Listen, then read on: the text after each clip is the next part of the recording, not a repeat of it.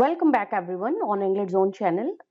In today's class, we will discuss Joseph Conrad, the great Polish British novelist and short story writer. If we talk about the birth year of the Joseph Conrad, that is December 3, 1857, and the death year of the Joseph Conrad was August 3rd, 1924. So this is the time duration of Joseph Conrad. We all know him for his great novels, and in today's video we will cover important facts related to Joseph Conrad's life and important facts also about his literary career, and also some important works, some important novels he had written in his literary career.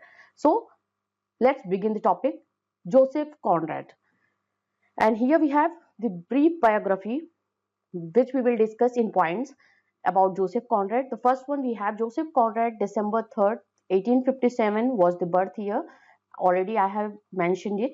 And this is the death year of the Joseph Conrad, August 3rd, 1924.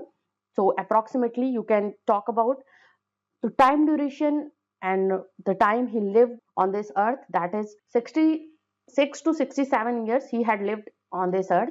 One of the greatest English language novelists of all time, and he was born in Russian Empire to a Polish speaking family. अगर बात करते हैं इनके birth की, तो ये जो Polish speaking family में, जैसे मैंने बात की स्टार्टिंग में, he was Polish British writer, तो पोलिश फैमिली में इनका बर्थ हुआ था।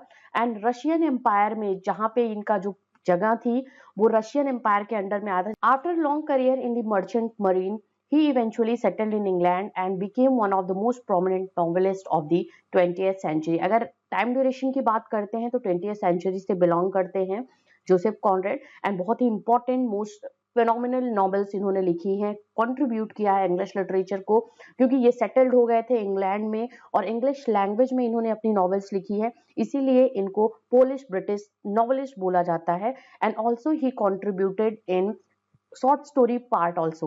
Next we have the important fact related to his life. In 1896, while in the early years of his writing career, इनकी अगर करियर की बात करते हैं कि राइटिंग करियर जो लिखना स्टार्ट किया इन्होंने लिटरेचर, 1896 का वो टाइम था जब इनका अर्ली करियर स्टार्ट हुआ था राइटिंग में। और at that time Conrad married Jessie George, English women. Jessie George English women से इनकी शादी हुई थी, जो इंग्लिश उनकी सिटीजनशिप थी, इंग्लैंड की थी, ये ब्रिटिश की थी। उनका नेम था, उनकी वाइफ का जेसी जॉर्ज था। And next one we have the characters in Joseph Conrad writings are mostly drawn from his experiences at sea. क्योंकि जब हम बात करते हैं तो इनका जो एक करियर था, इनकी जो लाइफ थी वो मर्चेंट मरीन उस फैमिली से बिलोंग करते थे, इसीलिए इनके मोस्टली जो आप कैरेक्टर्स देखोगे इनके नॉवेल्स में वो इनके उसी सी लाइफ के एक्सपीरियंस पे बेस्ड ऑन है।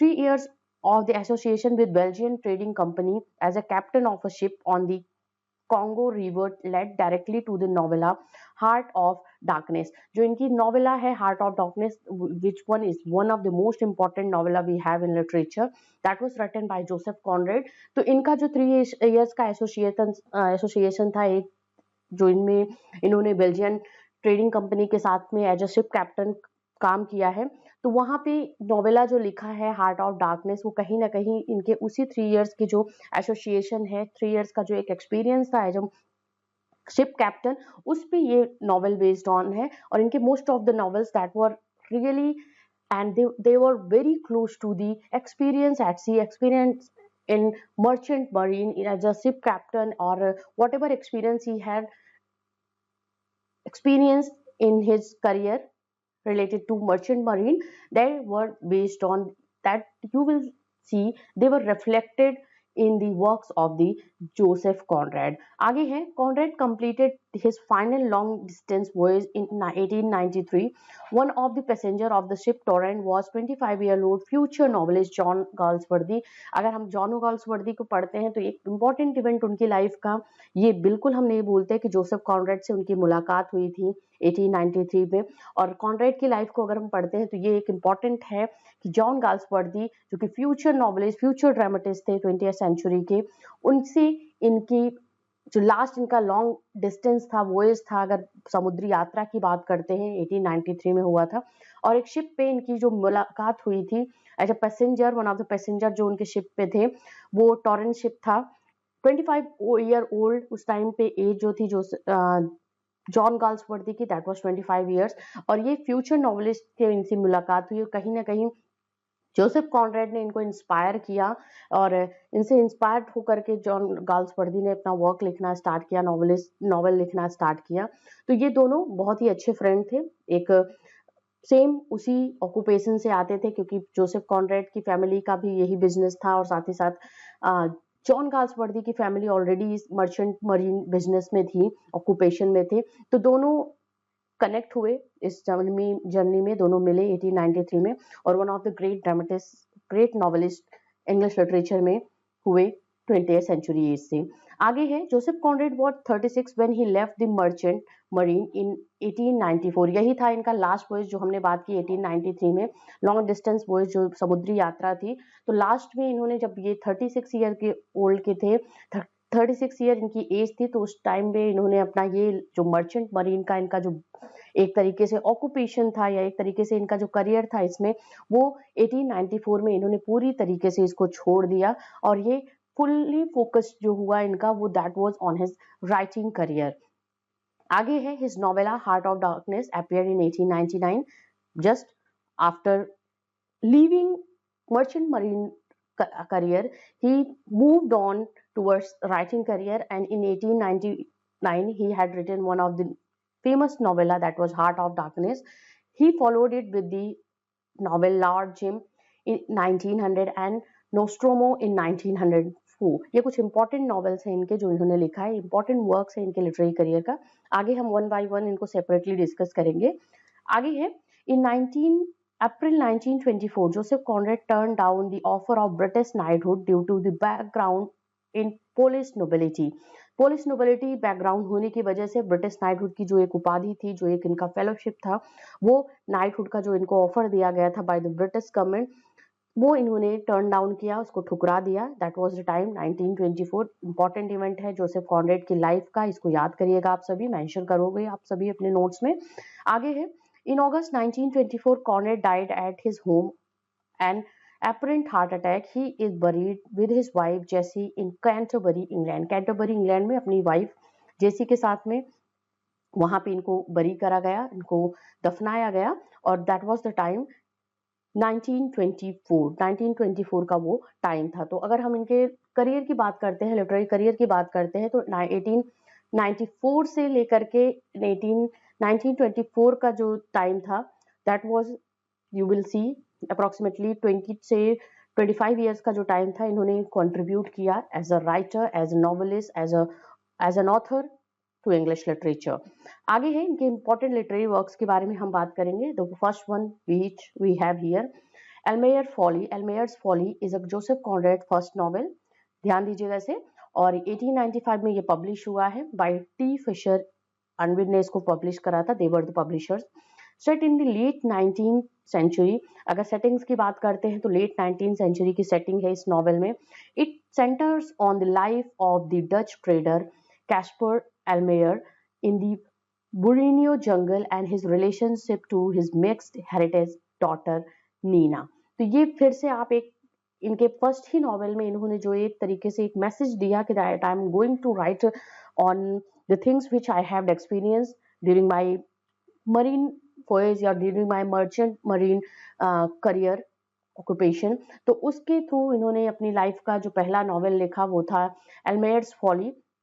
1895 में इसको लिखा क्योंकि 1894 में इन्होंने अपना जो मर्चेंट मरीन का जो इनका करियर था उसको पूरी तरीके से उसको लीव किया, उसको पूरी तरीके से छोड़ दिया था उसको। अब वो दूसरे ऑक्यूपेशन या दूसरे करियर को अडॉप्ट किया, दैट वाज राइटिंग करियर। और डच ट्रेडर कैस्पर एल्मेयर के बारे में इन्होंने अपने इस नॉवेल में मेंशन किया और उनका जो एक रिलेशनशिप था उनकी बेटी के साथ में, नीना के साथ में, उसको डिस्कस किया। आगे इंपॉर्टेंट जो वर्क है that is an outcast of the island, 1896 का वर्क है। This is novel almost most famous for providing T.S. Eliot a line for his poem The Hello Man. Hello Man में The Hello Man is line from this work, An Outcast of the Island, which is one is the novel of the Joseph Conrad।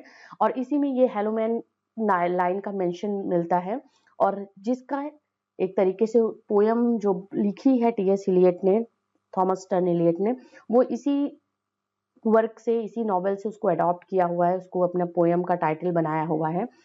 It is as a classic early Conrad novel, his second after Almayer's folly in 1895। 96 में लिखा है, तो second novel है इनका एल्मायर्स folly के बाद का, और ये बहुत ही एक तरीके से क्लासिक नॉवेल है जोसेफ कॉनरेड का in the early career of his as a writer.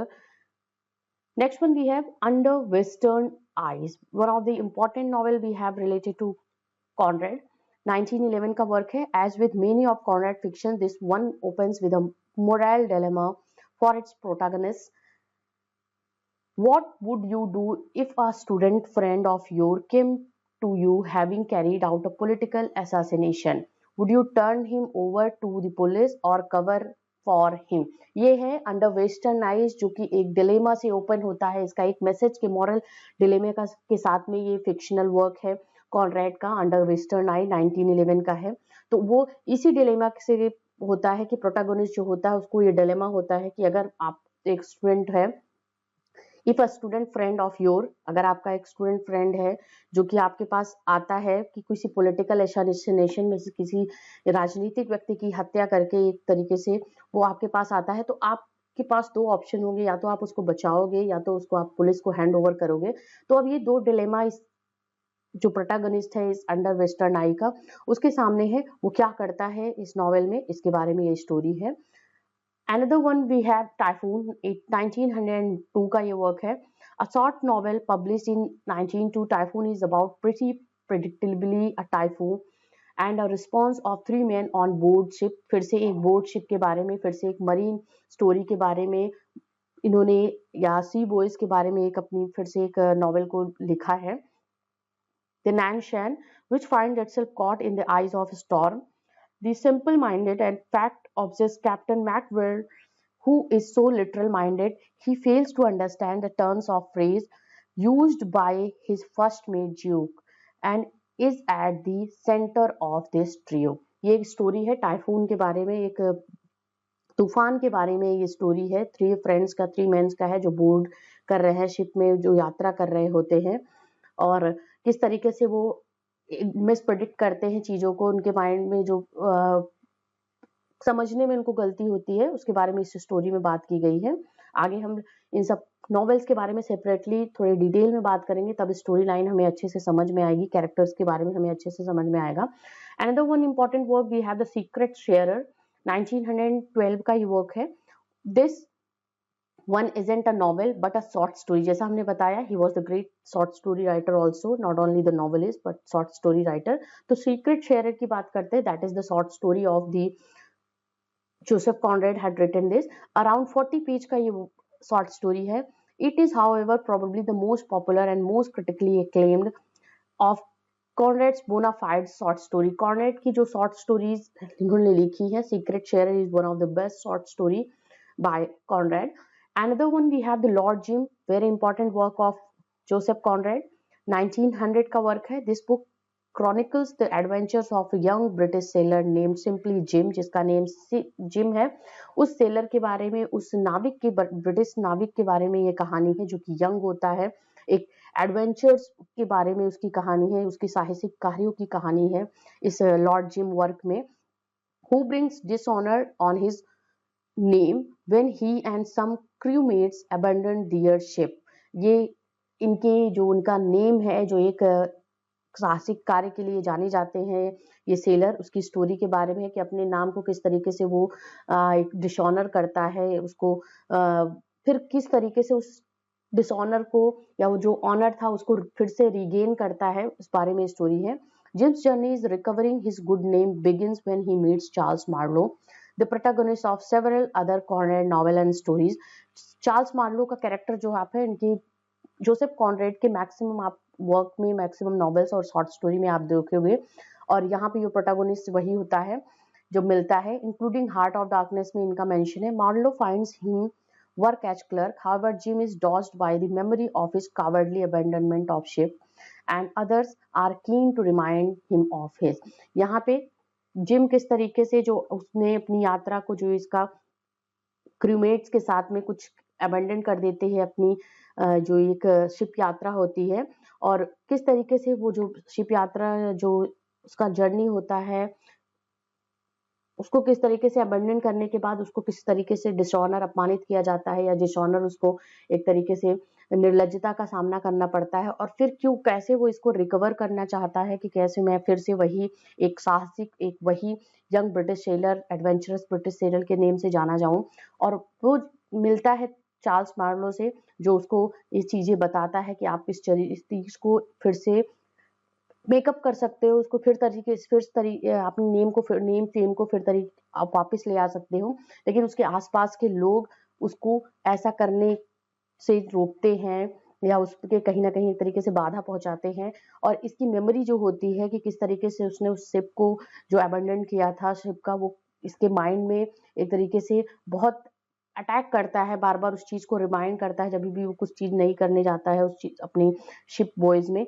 तो ये डिलेमा की स्टोरी है, एक तरीके से नेम फेम की स्टोरी है, जहाँ पे वो अपनी नेम फेम को एक तरीके से गवा दिया होता है और फिर से उसको रिकवर करना चाहता है। तो this is story about gym, who was the young British sailor. Next one we have the secret agent, which one is one of the important। अभी सीक्रेट शेयरर की बात की, जो एक तरीके से शॉर्ट स्टोरी था जोसेफ कॉनरेड का, बट सीक्रेट एजेंट यहाँ पे है 1907 का वर्क है। Like Under Western Eyes, this is a spy novel but is widely regarded as one of the most successful of the two books। Two books में लिखा गया है। The novel is perhaps most noteworthy of its character of the professor and the anarchist terrorist who wears a bomb in his coat at all times, a would-be suicide bomber। He is ready for self-martyrdom at the press of button. तो secret agent की बात है, जैसा name से भी आपको समझ में आ जाएगा, सीक्रेट एजेंट की बात है कि एक स्पाई नॉवल है, साइंस फिक्शन नॉवल है, जो कि जोसेफ कॉनरेड ने लिखा हुआ है। और किस तरीके से जो सीक्रेट एजेंट होता है वो किस तरीके से जो अपने टाइम में हमें अपने पास हमेशा एक तरीके से बॉम्ब अपने कोट में लगा के चलता है, कि सुसाइड बॉम्बर की तरह, कि कभी भी वो अपने आप को मटायर कर सकता है, कभी भी अपने आप को मार सकता है, जब भी ऐसा मौका आए और वो पकड़ा जाए तो वहां पे वो उस जो सीक्रेट बॉम्ब है वो अपने कोट में जो बॉम्ब लगा के उसका यूज कर सके। तो इस स्टोरी में सीक्रेट एजेंट में एक स्पाई के बारे में बात की गई है, और one of the most successful novel of Joseph Conrad we have, that is secret agent. Another one we have, that is Shadowline। The Shadowline is a work जो कि 1917 में लिखा गया है। This is a short novel that is once an exotic adventure story and coming of an age narrative. Shadow line है इस title का, कि boundary between young youth and maturity के बीच के बारे में इस बात कही गई है। शैडो लाइन के बारे में इसमें बात कही कि जो एक फर्क होता है, जो बाउंड्री लाइन होती है यूथ एंड मैच्योरिटी के बीच में, उसके बारे में ये स्टोरी है shadow line. The story is told by an unnamed narrator who having abandoned his berth on a ship, और जब अपने बर्थ के टाइम पे अबेंडन कर दिया जाता है, उसको त्याग दिया जाता है उसी शिप में, literally takes command of a new one which he soon learns is living under a suppose curse brought about by the former captain's wrong doings. तो ये स्टोरी है शैडो लाइन की। And shadow line young youth and maturity के बीच का एक जो boundary line होता है, बहुत बारीक जो लाइन होती है, उसके बारे में इस स्टोरी में बात की गई, इस नॉवेल में बात की गई। शॉर्ट नॉवेल है, जोसेफ कॉनरेड ने लिखा है। Another one we have the, जिसके बारे में हम बात कर रहे थे, heart of darkness novella, famous novella of Joseph Conrad, 1902 का वर्क है ये। This is the most famous work. This novella follows Charles Marlow, जैसे हमने बताया कैरेक्टर है चार्ल्स मार्लो, जो आपको मैक्सिमम प्लेज में आपको नॉवेल्स में देखने को मिलेगा जोसेफ कॉनरेड को। Who recounts his experience. Charles Marlow कहीं ना कहीं जोसेफ कॉनरेड ही हैं जो कि गाइड करते हैं अपने इस नॉवेल्स में डिफरेंट डिफरेंट कैरेक्टर्स सिचुएशंस को। Who recounts his experience in Belgian Congo where he meets the mysterious Mr Kurtz, क्योंकि बेल्जियन कॉन्गो का जो एक वॉइस था जहाँ पे कि जो जोसेफ कॉनरेड ने हार्ट ऑफ डार्कनेस लिखा हुआ है, तो ये कहीं ना कहीं एक रिफ्लेक्शन है जोसेफ कॉनरेड का इस कैरेक्टर चार्ल्स मार्लो में। Then Ivory Trader, contrary to popular beliefs, Marlowe is not strictly the narrator of the novella. If we are being completely accurate, instead, Heart of Darkness is narrated by an unnamed member of Marlowe's audience on a board of at the a boat moved on the Thames, who listened as Marlowe tells of his adventures in Africa. Marlow के ने अपनी story को बताया हुआ है adventures in Africa में, किस तरीके से उसने किया हुआ है हार्ट ऑफ डार्कनेस में। तो किसी अन्य नरेटर ने जो उस स्टोरी को सुन रहा होता है, उसने इसको हार्ट ऑफ डार्कनेस में इसको नरेट किया होता है। हाँ, यहाँ पे जो चार्ल्स मार्लो है खुद नरेटर नहीं है, कोई थर्ड पर्सन नरेटर है जो उसकी स्टोरी को सुन रहा होता है, और वो इस स्टोरी को हार्ट ऑफ डार्कनेस जो नॉवेल है उसमें, नॉवेला है उसमें, वो उसको नरेट कर रहा होता है। इसका डिटेल में हम इस नॉवेला को अपने नेक्स्ट कमिंग वीडियो में पढ़ेंगे, इस नॉवेल के बारे में, इस नॉवेला के बारे में, हार्ट ऑफ डार्कनेस, जो कि एक फेमस नॉवेला है जोसेफ कॉनरेड का। Another one we have Nostromo, 1904 का वर्क है, focusing on the lives of community based around a silver mine in the fictional South African country of Costa Guana. Nostromo has a complex narrative structure with the unconventional chronology and an intricate synthetical style, but it's worth immersing yourself at least for the subtly drawn characters such as cynical journalist Martin Dewar and Charles Gordon, the inheritors of the mind. Nostro जो है, Nostromo एक silver mine की fictional जो south African country है Costa Guana, उसके बारे में बात करती है। और ये एक narrative structure, complex narrative structure के बारे में है, अनकन्वेंशनल क्रोनोलॉजी के बारे में। दो कैरेक्टर जो इसमें है, मार्टिन डिकॉन्ड एंड चार्ल्स गोल्ड, उनके बारे में इस स्टोरी में बात की गई है। Victory, we have the another work, 1915 का वर्क है। Victory is a masterpiece of the storytelling which nevertheless contains Conrad's trademark moral and philosophical edges. It has more action and adventure than the many of his other works. Central romance है between the Alex Hayes and Lena, यहाँ पे एक short story telling है ये। Convincing and it contains many of Conrad's trademark elements. Another one, we have The Arrow of God, is a novel by Joseph Conrad, published in 1919. It is originally titled The Law, published serially in Lloyd magazine from December 1918 to February 1920. The story की line की बात करते हैं तो ये मर्सिली में ये इसकी सेटिंग है, 1870 के टाइम की बात करती है, during the third Carlist War. The novel features a person referred to Lord X whose activities as arms smuggler resembles those of the Carlist politician Tirso de Olazabal, while Lady Isabel, Count of Alberiaz. ठीक है, तो arrow of God की जो इस story है, एक novel है ये कॉनरेड का, 1919 में पब्लिश हुआ है। इसका जो ओरिजिनल टाइटल है वो लाफ है, द लाफ। और ये जो स्टोरी लाइन है, ये एक जो स्मगलर है, वेपन्स का एक स्मगलर करता है, उसकी स्टोरी लाइन की, उसकी एक्टिविटीज पे बेस्ड ऑन है। एंड आगे है the rover is the last complete novel by Joseph Conrad, written between 1921 to 1922.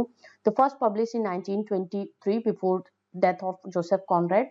The story takes place the south of France against the backdrop of the French Revolution, Napoleon's rise to power, and French-English rivalry in Mediterranean. Mediterranean सी इनकी French English की जो rivalry है, जो एक तरीके से इनका जो मेडिटेरियन के लिए जो इनकी लड़ाई है उसके बारे में बात करी है।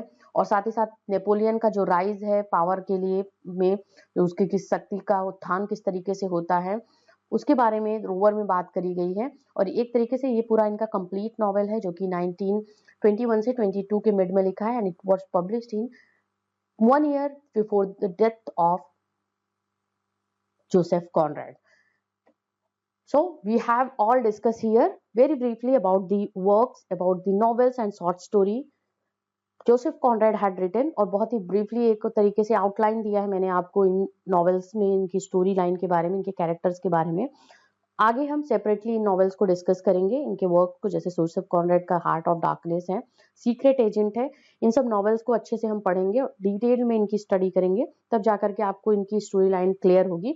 बाकी एक ओवरव्यू था कि सो दैट आप समझ सको कि जोसेफ कॉनरेड का जो बायोग्राफी क्या है और कौन कौन से वर्क्स इन्होंने लिखे हैं, किस ईयर में लिखे हैं, वो वर्क्स किस कैटेगरी में काउंट होते हैं, क्या वो नॉवेल्स है, नॉवेला है या शॉर्ट स्टोरी है।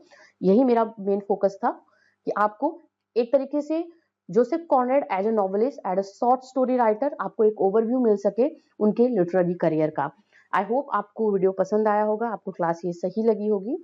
And please do not hesitate to mention me in comment section. And अगर आप किसी इंपॉर्टेंट टॉपिक पे वीडियो चाहिए, please comment me. And community tab जरूर चेक कर लीजिए, वहाँ पे इंपॉर्टेंट क्वेश्चंस आपको डेली मिलते हैं जो कि मैं वहाँ पे मेंशन करती हूँ। वहाँ पे मैं आप सभी के लिए आप क्विज या पूल आपका होता है, आप उसमें पार्टिसिपेट कर सकते हो एंड कमेंट सेक्शन के थ्रू अपने आंसर्स को भी दे सकते हो। इफ यू हैव डाउट, आप वहाँ पे क्वेश्चन भी कर सकते हो। So thank you everyone for watching this and being here on this channel, English Zone.